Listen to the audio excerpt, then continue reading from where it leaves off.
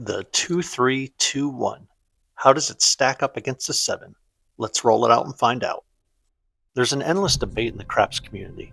Can dice setting actually create a player advantage?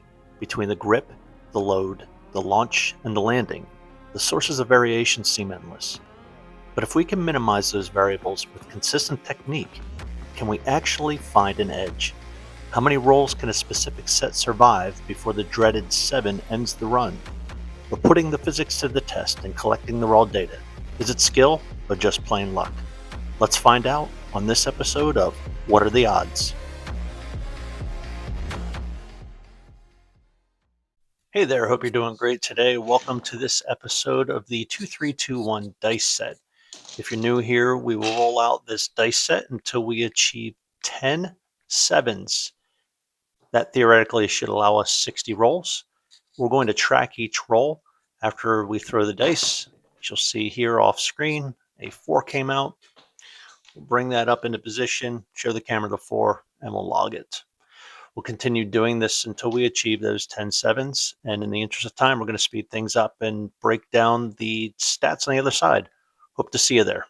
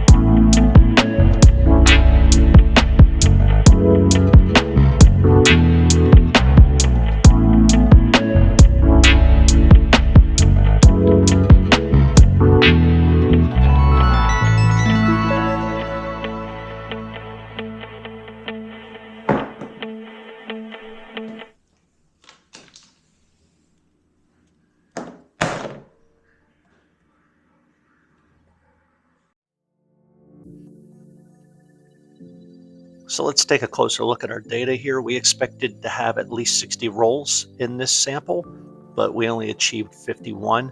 So we came out a little bit below being what I would consider neutral. I would say neutral is in the range of 57 to 63. So I would probably chalk this one up to more of a dark side strategy. We only had a roll streak of 15, which wasn't impressive by any means. And the 7 and 9 were the most rolled numbers, each presenting themselves nearly 20% of the time the dice were rolled. So let's take a look at the numbers individually. While no number actually beat the 7, the 9 did tie the 7, but both the 9 and the 5 outperformed their expectations. The 9 rolled nearly 2 times as many times as we expected to see it, and the 5 rolled 9 times versus the expected 5.7 times. But you can see fairly normalized distribution left and right side of the 7.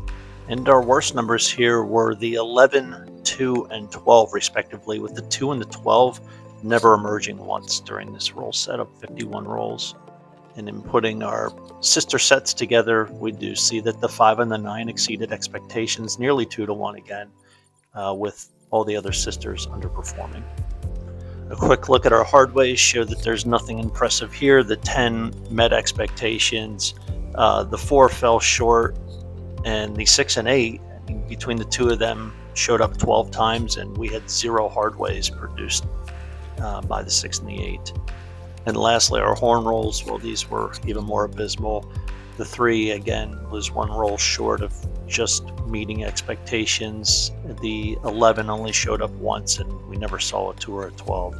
So we expected 8.5 horn rolls in our 51 roll set, but we only saw 3 horns, and there were no consecutive horns, so there were no see a horn, bet a horn hits. So let's sum it all up. Our 2-3-2-1 dice set, I would say, probably favors more of a dark side strategy, only hitting 51 rolls within our 60 rolls that we expected. We did have seemingly normal distribution, though, on both sides of the 7, so it does appear to be more of a standard distribution curve. We saw no number having an advantage over the 7.